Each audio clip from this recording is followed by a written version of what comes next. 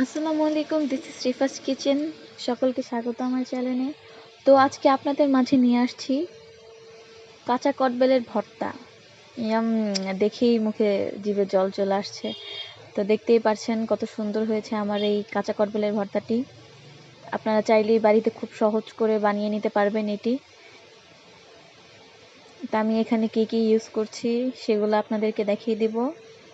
তো চলুন দেখে নেওয়া যাক আমি এখানে কিভাবে করেছি। তো ফার্স্টে আমি কটবেলটা ভেঙে নিলাম।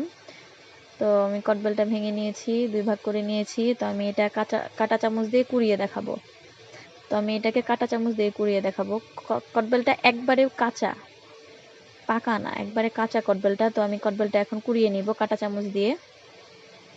আপনারা এটা শিলপাটায় থেতো করেও নিতে পারেন। তো আমার কাছে এটা সহজ মনে হয়েছে, তো আমি কাঁটা চামচ দিয়ে এটা বের করে নিলাম।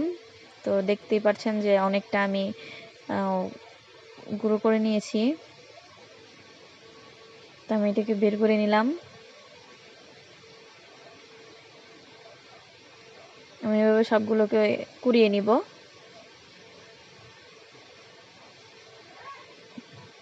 তো শেষ। এই যে দেখুন কাঁটা চামচ দিয়ে কুড়িয়ে নিলে কত ঝরঝরা হচ্ছে এই আমার কটবেলগুলো। তো আমি এখানে কি দিয়ে মাখাবো সেগুলো দেখাবো। তো চলুন দেখে নেওয়া যাক। তো আমি এখানে নিয়েছি ধনেপাতা, তারপরে চিনি, লবণ আর বিট লবণ আর শুকনা মরিচ। শুকনা মরিচটাকে আমি ভেজে গুঁড়া করে নেব।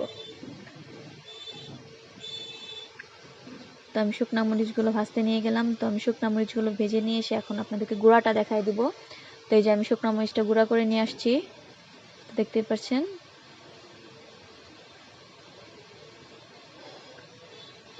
আমি এখন এই সব কিছু দিয়ে মাখিয়ে নিব। তো আমার এখানে কটবেল, আমি ফার্স্টে এখানে ধনেপাতা কুচিগুলো দিয়ে দিলাম। তো ধনেপাতা কুচি দেওয়া শেষ। তো আমি এখানে চিনিটা দিয়ে দিলাম। আমার তো দেখতে দেখতেই জিভে পানি চলে আসছে।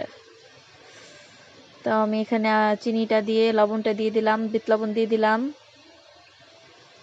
বিট লবণ দিয়ে দেওয়ার পরে শুকনো মরিচের গুঁড়োটা দিয়ে দিলাম। ঝালটা আপনারা আপনাদের মন মতো দিবেন। আমি এগুলোকে মাখিয়ে নিলাম।